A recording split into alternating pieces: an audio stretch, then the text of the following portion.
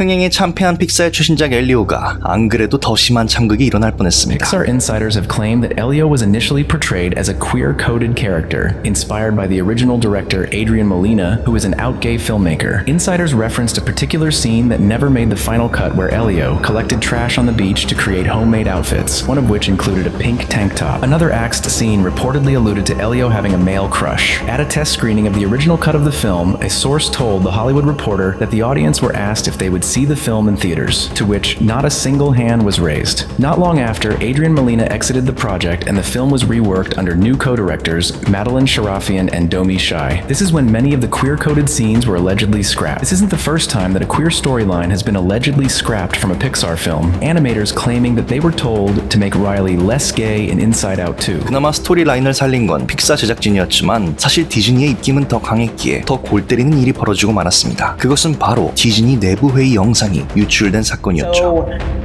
welcoming to my not at all secret gay agenda, and so I feel like I felt like it was, I mean, maybe it was that way in the past, but I guess something must have happened in the last they're turning it around, they're going hard, and then all that momentum that I felt, that sense of I don't have to be afraid to let's have these two characters kiss, let's in the background I was just wherever I could just basically adding queerness to if you see anything queer in the show, I'm proud of it. But I just was no one would stop me and no one would stop. 이렇게 신난 제작자들보다 사실 더 큰 논란이 된 건 뒤이어 나온 디즈니 고위 임원의 발언이었습니다. Here is a mother of two queer children, actually, one transgender child and one pansexual child, and also as a leader.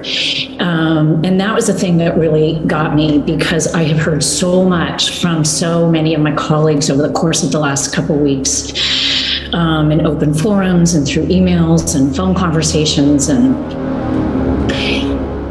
I feel a responsibility to speak, not just for myself, but for them. To all of us. We had an open forum last week at 20th where again, the home of really incredible, groundbreaking LGBTQIA stories over the years, where one of our execs stood up and said, we only have a handful of queer leads in our content. And I went, what? That can't be true. And I realized, it actually is true. We have many, many, many LGBTQIA characters in our stories, and yet we don't have enough leads and narratives in which gay characters just get to be characters and not have to be about gay stories. And so that's been very eye-opening for me. And I can tell you, it's something that I feel perhaps had this moment not happened, I as a leader and me as my colleagues would not have focused on. And going forward, I certainly will be more so. I know that we will be, and I hope this is a moment where, the 50% of the tears, sorry, are coming.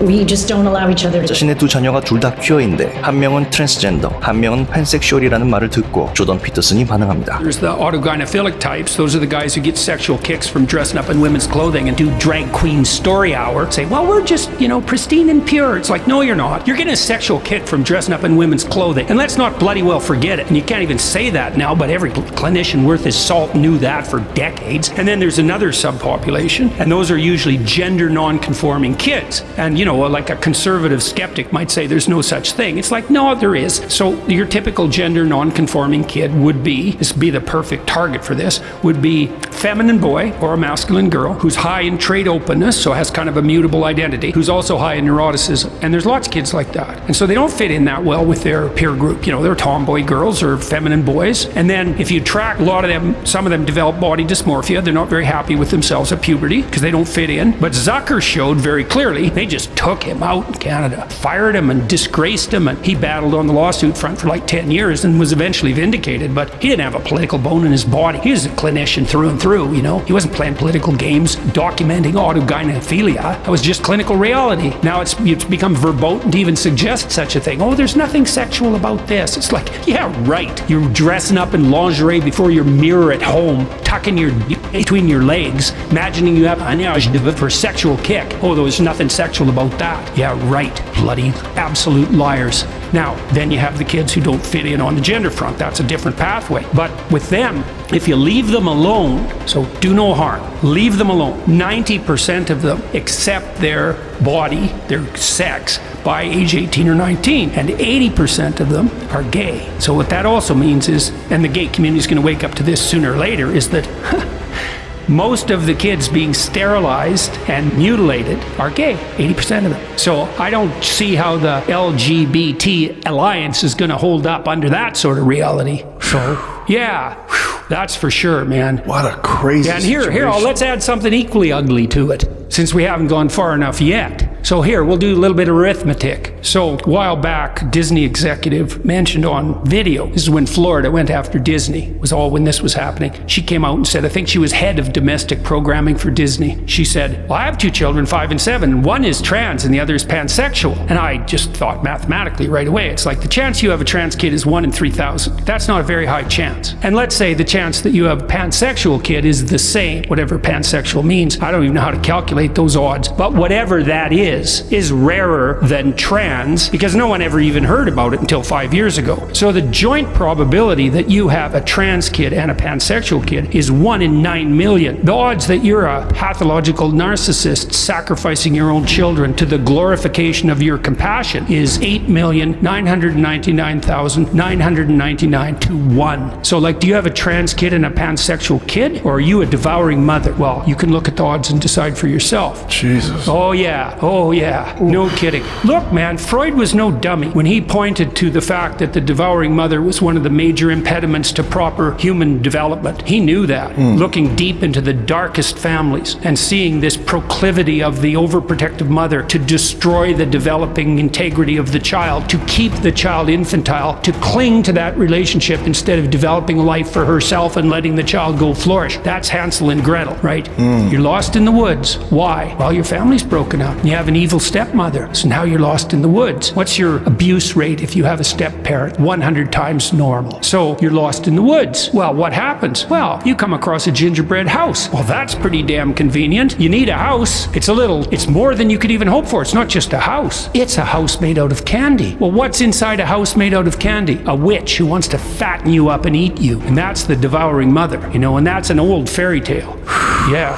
No kidding. Yeah, and so, we could dwell on that for a minute too. One of the things we won't honestly discuss in our society, one of many, is the fundamental nature of female political psychopathology, and there's male political psychopathology, obviously. That's what the feminists complain about all the time when they talk about the oppressive patriarchy, toxic masculinity. There's no shortage of toxic masculinity. So is there any toxic femininity? Well, not if the feminine is just the, oppressed virgin goddess whose nature, but how about we don't live in that fantasy world, and we know, there's female political pathology, the tendency to infantilize everyone, and the tendency to assume that everyone who doesn't go along with the infantilization is properly characterized as a predator. And so, you wonder why are the universities turning into extended daycares? A lot of the reason for that is that women who don't have anything better to do are turning the university students into the infants they never had. So, 사탄은 나쁜 것으로 유혹하지 않습니다. 언제나 좋은 것처럼 보이게 막상 포장지를 열어보면 배설물이거나 독인데도 오히려 은근 꿀릿한 것을 최대한 야하고 보암직하게 치장해 거짓말로 꽤 그럴싸하게 속이는 것이죠. 결국 파멸의 쾌락 속으로 생명이 아닌 사망으로 이끌려가게 됩니다. 그리고 속은 뒤에는 이미 중독되어버려 그냥 그렇게 은근히 적응하며 마치 괜찮은 듯 살아가게 됩니다. 그게 바로 과한 동정심과 지나친 공감, 제가 지난 6년 동안 종종 다뤄온 도덕적 우월감과 제어되지 못한 강박적 보호의 마음이 결국 선악과를 따먹은 그 참상을 다시금 일으키는 모습입니다. 저는 개인적으로 여기에 마음이 참 많이 갑니다. 남중남고 광고를 나오면 보통 여성스럽고 겉보기엔 게이처럼 보이는 친구들이 있는데 시간이 지나면 다 예쁜 여자 사귀고 그럽니다. 그땐 여성 호르몬의 영향이나 환경 문화적 이유로 좀 여성스러웠다가 이후엔 그냥 여성스러운 남자가 될 뿐 곧장 성전환으로 가는 경우는 없었죠. 사춘기는 성 정체성만이 아니라 수많은 것이 폭발하듯 퍼져나가는 혼란의 시기입니다. 그런데 요즘은 괴상한 동정심이 가득한 쇼츠들이 남발하며 게이 키스니 비엘이니 내가 혼란하고 우울한 건 전부 성 정체성과 사회적 강압 때문이라는 메시지가 꽤나 흥미로운 비트에 실려 퍼져나가고 있습니다. 그 말에 휩쓸려 성전환을 했다가 수많은 미국 청소년들이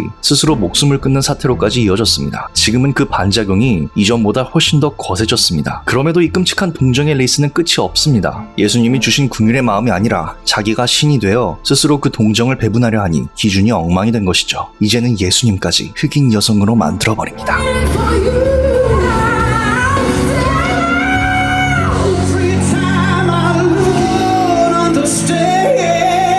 심지어 도저히 이해할 수 없는 저 백인 게이 남자는 예수님을 판 가룟 유다 역할을 맡았습니다. 어쨌든 긍휼과 동정심은 성령에 기반하고 성령님의 조명을 통한 마음에서 나오지 않으면 결국 자기가 신이 되어 괴상한 일을 기이한 동정심에 의거해 버려버립니다. 무엇보다 트렌디하다는 이름으로 남녀의 차이를 지워버리는데 혈안이 되어 있죠. 심지어 요즘은 뇌가 25세까지 자란다고 하는데도 청소년기 아이들에게 성전환을 정부 차원에서 권유하기까지 합니다. 사탄이 이렇게 역사하도록 하나님이 허용하시는 이유는 우리가 다 이해하기는 어렵습니다. 그럼에도 좋은 빛을 보자면 저런 흐름이 하나의 트렌드를 넘어 하나의 문화권으로 자리 잡은 것은 분명하지만 그에 대한 반문화적 흐름으로 다행히 청년층, 특히 Z세대 가운데서 기독교적 관심이 크게 늘고 있습니다. 물론 전체적인 종교적 관심은 줄고 영성과 오컬트에 대한 관심은 늘고 있는 추세죠. 그런데 사실 저도 애초에 기독교로 오기까지 영성과 오컬트에 미친 듯이 빠져 있었고 지금도 오컬트는 취미로 좋아합니다. 하지만 그 길을 어찌어찌 걷다 보면 결국 진리를 찾는 과정에서 기독교에 필연적으로 이르게 됩니다. 철학의 끝은 신학, 과학의 끝도 영성, 오컬트의 끝조차 예수님의 부활이듯 오히려 종교는 떠나도 영성에 지대한 관심이 높은 지금이